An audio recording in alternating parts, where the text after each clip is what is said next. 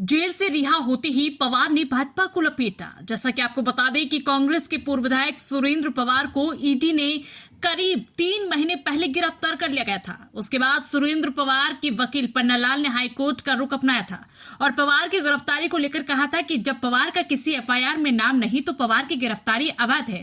High court ने दोनों पक्षों की दलील सुनी और फैसला सुरक्षित रख लिया। अब उन्हें बरी कर दिया गया है और देर रात वो जेल से बाहर आते ही उन्होंने भाजपा पर कड़ा प्रहार किया। उन्होंने कहा कि भगवान के घर देर है अंधेर नहीं।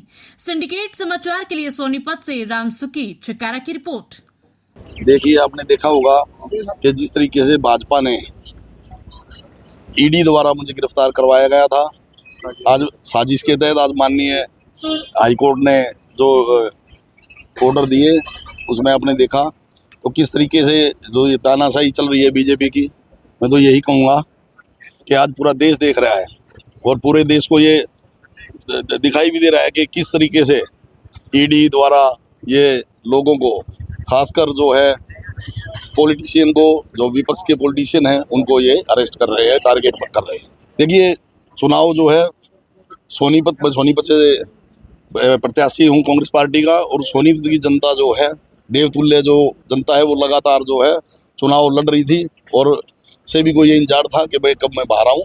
बाकी मुझे सोनीपत की देवतुल्य जनता पे विश्वास है कि वो दोबारा आशीर्वाद देंगे। उन्होंने पहले भी मुझे आशीर्वाद दिया और मैं लगातार उनकी सेवा कर रहा हूँ और मैं अपने सोनीपत विधानसभा की जनता का जो है 7 जन्मों तक भी एक खून का कतरा जब तक शरीर में है, मैं उनका आभारी रहूँ। कि जी ईडी पवार साहब को पहले भी इस केस में तफ्तीश के लिए बुलाती रहती और ये हमेशा जाते थे और सहयोग करते थे ईडी का तफ्तीश में। 19 जुलाई को भी इनको सम्मन करके बुलाया। ये ईडी को तफ्तीश में शामिल जांच हुए थे, वहाँ उनका सहयोग करने गए थे, लेकिन ईडी ने रात को ऑल ऑफ दी सडन इनको अरेस्ट कर लिया और उसके बाद 20 जुलाई को यहाँ पे इनको पेश किया। और हमने पहले दिन पेश करते ही कोर्ट में अपनी मांग उठाई थी कि भी इनका जो अरेस्ट है वो टोटली इलीगल है, इनका अरेस्ट सस्टेन नहीं करता, क्योंकि उससे पहले जो 9 एफआईआर दर्ज हुई थी उसमें भी इनका कहीं बाय नेम कहीं भी उनका नाम नहीं था।